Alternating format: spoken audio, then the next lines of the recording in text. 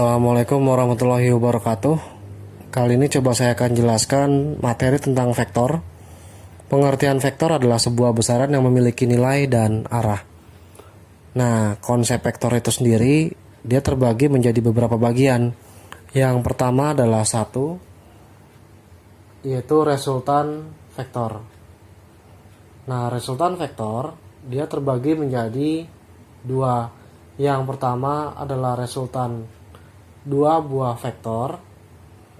Dia memiliki dua jenis. Yang pertama resultan jumlah dari dua buah vektor yang dinyatakan dengan F1 ditambah F2 akan ditentukan dengan jalan akar dari F1 kuadrat ditambah F2 kuadrat lalu dijumlah perkalian 2 F1 kali F2 dikali oleh cos theta. Yang kedua yaitu resultan dari selisih dua buah vektor. Nah, untuk resultan selisih, maka F1 kita kurangi F2, cukup mengganti tandanya saja. F1 kuadrat ditambah F2 kuadrat, kalau resultan jumlah tambah di sini, kalau resultan selisih kita kurang. 2F1 kali F2 digali dengan cos theta. Sehingga diperoleh dua rumus untuk resultan dua buah vektor, di mana theta sendiri adalah sudut antara dua vektor tersebut. Dalam hal ini, langkah untuk mencari nilai sin, cos, dan tan tidak akan dibahas ya, karena pada matematik sudah dibahas. Yang akan kita bahas langsung adalah perhitungannya atau resultannya, dengan nanti nilai sin, cos, tan akan saya berikan. Seperti janji saya coba akan berikan nilai sin, cos, dan tan untuk membantu perhitungan pada vektor ya, ataupun perhitungan teori-teori lainnya nanti. Nah, kalau sudah, cara ngafalinnya mudah. Cukup hafalkan nilai sin saja pada sudut yang telah diberikan, yaitu untuk sin 0 adalah 0, sin 30 adalah setengah, sin 37 adalah 3/5, sin 45 adalah setengah akar 2, sin 53 adalah 4/5, sin 60 setengah akar 3, dan yang terakhir adalah sin 90 bernilai 1. Nah, lalu gimana untuk cosnya? Tidak usah pusing. Kita tukar posisi yang kanan pada sin, kita letakkan di posisi paling kiri pada cos. Kalau sin 91, kita mulai dari 1, setelah 1 adalah setengah akar 3, nah, terus bergeser setelah setengah akar 3 adalah 4/5, kemudian setengah akar 2, lalu 3/5, setengah, dan yang terakhir adalah 0. Nah, lalu gimana untuk mencari nilai tannya? Nilai tangen atau tan tinggal dibagi sin dan cos. 0 bagi 1 adalah 0, setengah dibagi setengah akar 3 adalah 1/3, kemudian 3/5 dibagi 4/5 adalah 3/4. Setengah akar 2 bagi setengah akar 2 adalah 1. Dan ini adalah 4/3.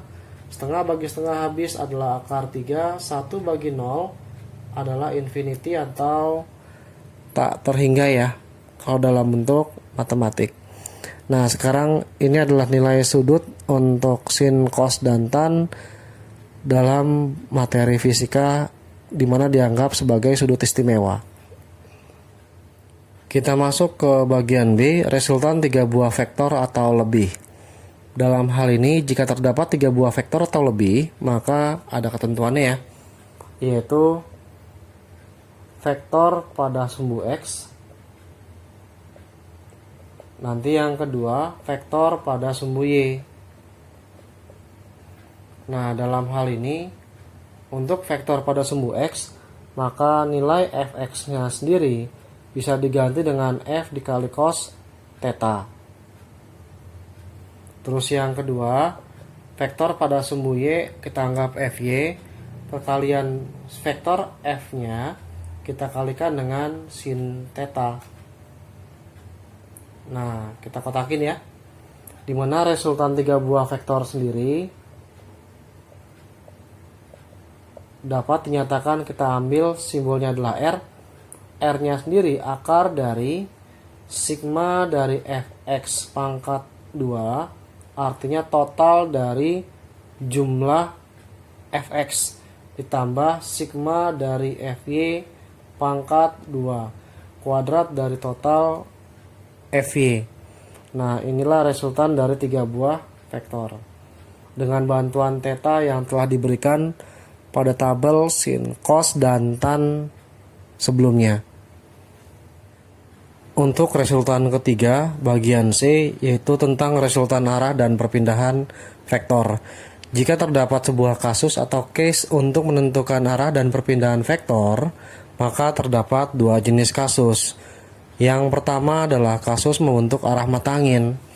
Nah, untuk kasus mata angin di sini, dia punya syarat khusus. Untuk menyelesaikannya, gunakan sifat Pitagoras. Lalu yang kedua, untuk menentukan arahnya gunakan sifat kompas dalam mata angin, di mana arah atas adalah utara, arah selatan adalah bawah, kemudian ke kanan adalah timur, atau singkat T saja ya.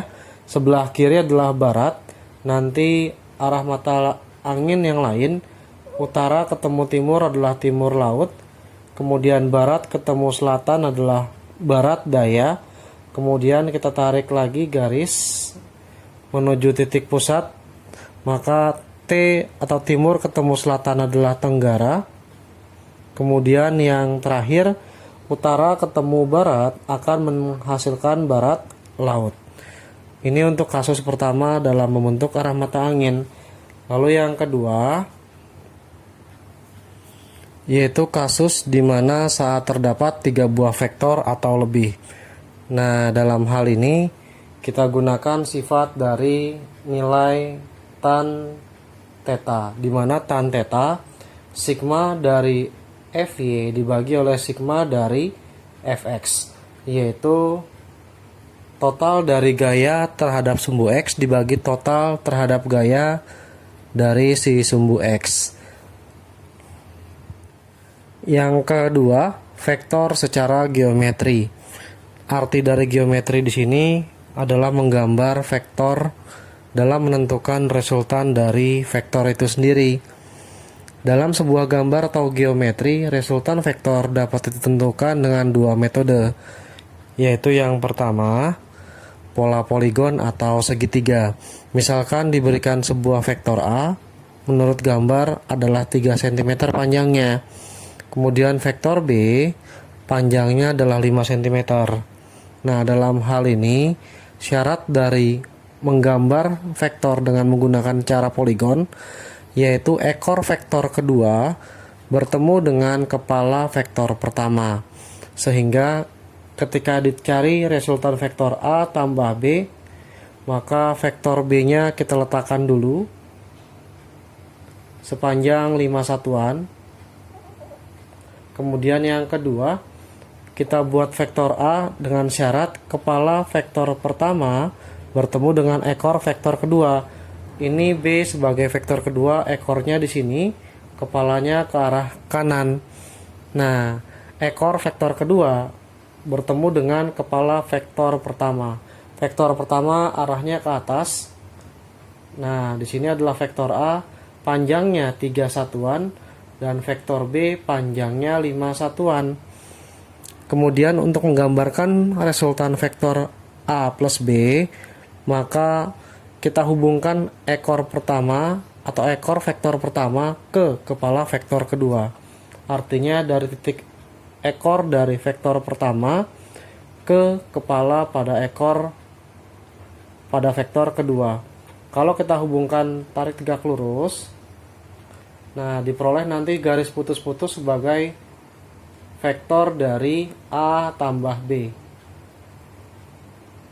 Oke, disinilah diperoleh vektor resultannya A tambah B dari ujung sebelah kiri, lebih tepatnya ekor vektor pertama menuju ujung sebelah kanan, yaitu kepala vektor kedua.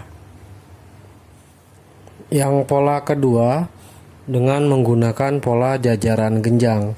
Syarat pola jajaran genjang dalam menentukan resultan vektor menggunakan cara geometri adalah sebagai berikut.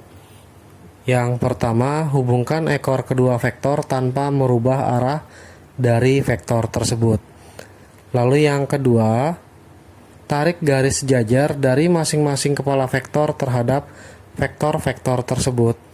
Dan yang ketiga, resultan vektor diperoleh dengan menarik garis dari titik pangkal vektor atau yang disebut dengan titik pangkal ekor vektor menuju titik potong garis sejajar. Nah, sekarang kita misalkan kalau dia A tambah B, diberikan dua buah vektor, kurang lebih vektor A-nya di sebelah kiri bawah saya, papan tulis, ada vektor menuju ke atas secara diagonal yaitu vektor A, kemudian vektor yang horizontal menuju ke arah kanan adalah vektor B.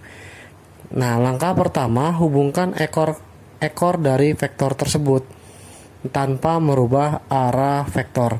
Jadi gambarnya untuk si A ke sana tanpa merubah arah vektor ya, disesuaikan gambarnya. Kemudian yang kedua, ekor vektor A bertemu dengan ekor vektor B, sehingga sepanjang B ini panjangnya harus sama. Kita hubungkan dari vektor A, nanti diperoleh ada vektor B di sini. Nah, kalau sudah bentuk seperti ini, langkah kedua kita lakukan, yaitu tarik garis jajar. Kita buat garis jajar dari kepala vektor. Kita buat garis jajar sepanjang-panjangnya boleh. Kemudian yang dari kepala vektor B, kita tarik sejajar A. Nah, ketemu titik potongnya, kurang lebih di situ. Maka langkah 3 dapat dilakukan. Resultan vektor diperoleh dengan menarik garis dari titik pangkal vektor atau titik pangkal ekor vektor menuju titik potong garis jajar tersebut. Artinya dari sini kita tarik garis menuju titik potong dari garis jajar. Nah, kita beri arah panah karena mula-mula di sini menuju ke sana. Hati-hati ya, vektor itu merupakan besaran yang memiliki arah. Salah arah saja, maka resultannya akan menjadi salah.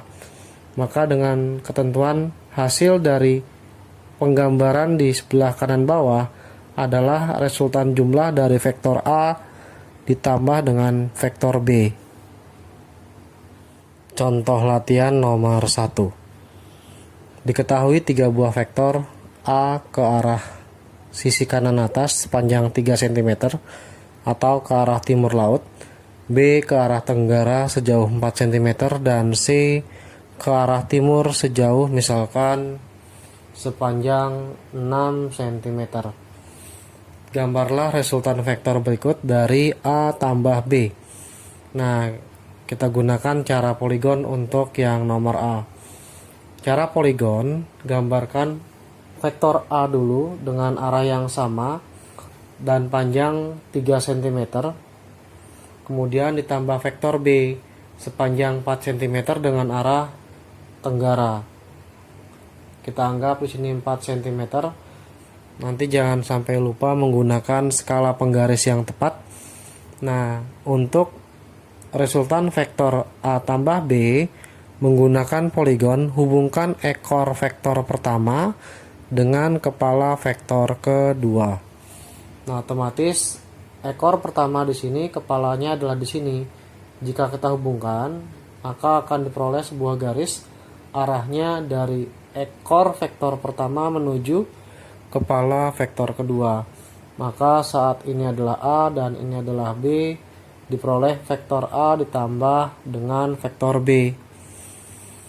Nah, sekarang untuk yang B, yaitu vektor B dikurang vektor C. Nah, kalau vektor B dikurang vektor C, kita gambar dulu vektor dari B-nya sendiri. Gambar vektor B-nya sejauh 4 cm. Oke. Sekarang kita gambar vektor C. Kalau positif vektor C ke arah kanan, maka vektor min C-nya sendiri sebelumnya kita rubah dulu bahwa vektor B min C sama dengan vektor B ditambah vektor C, tapi syaratnya negatif. Nah, kalau dia negatif artinya berlawanan arah. Kalau vektor A-nya ke arah sisi dari timur laut sejauh 3 cm, maka minus vektor A-nya sendiri arahnya sebaliknya, yaitu ke arah bawah atau ke arah barat daya dengan panjang yang sama 3 cm. Nah, sekarang karena vektor C-nya sudah ke arah kanan sejauh 6 cm, maka vektor min C-nya sejauh 6 cm ke arah kiri. Nah, kalau sudah, di sini sudah bertemu titik pangkal masing-masing dari ekor vektor pertama yaitu B dengan ekor vektor kedua yaitu C. Kita buat garis yang sejajar. Oke, kurang lebih seperti ini yang sejajar dengan garis dari C. Nah, terus yang kedua, kita buat garis yang sejajar dengan vektor B. Maka kalau digambar kurang lebih seperti ini. Ketemu titik potongnya, maka hubungkan dari pangkal ekor kedua vektor menuju titik potong dari garis sejajar vektor B dengan vektor C. Nanti dapat arahnya seperti ini kurang lebih. Maka ini adalah vektor B dikurang vektor C. Oke. Kita ke contoh nomor C. Bagaimana dengan 2 kali vektor A dikurang vektor B ditambah dengan vektor C dengan cara poligon. Baik poligon atau jajaran genjang, sesuaikan dengan syaratnya. Nanti akan ketemu hasil dari resultan vektor tersebut. Sekarang kalau ada koefisien di depan vektor tersebut, maka sesuaikan dengan vektornya. Jika vektor A ke arah timur laut sejauh 3 cm, saya anggap jarinya kita titik gambar di sebuah bebas daerah di sini. Kemudian vektor A-nya kita ambil 2 jari-jari saya, yaitu sejauh 3 cm. Kita anggap panjang jari-jari ini adalah 3 cm. Nah, karena 2 kali vektor A, maka kita letakkan 2 kali, 1 kemudian 2, kurang lebih di sini ya. Nah, kita beri titik dari ujung awal ke ujung atas adalah 2 kali vektor A. Jangan ke arah bawah. Kalau ke arah bawah minus 2A. Nah, sekarang vektor B kalau dia positif ke arah bawah, atau lebih tepatnya ke arah tenggara sejauh 4 cm, maka untuk minus dari B vektor atau minus vektor B, kita balik arahnya. Ingat ya, untuk poligon kepala vektor pertama ketemu ekor dari vektor kedua. Kita gambar arahnya sejauh yang diminta, yaitu 4 cm. Gambarnya kita ukur dengan menggunakan jari. Maka kita letakkan di sini. Oke, kita buat sejauh 4 cm. Inilah vektor dari minus B atau minus vektor B. Nah, kemudian yang berikutnya vektor C sejauh 6 cm, tapi dia positif bukan minus. Nah, kalau dia positif maka arahnya tetap ke arah kanan dengan panjang 6 cm. Nah, kita buat panjang 6 cm kurang lebih seperti ini. Gitu ya. Inilah vektor C.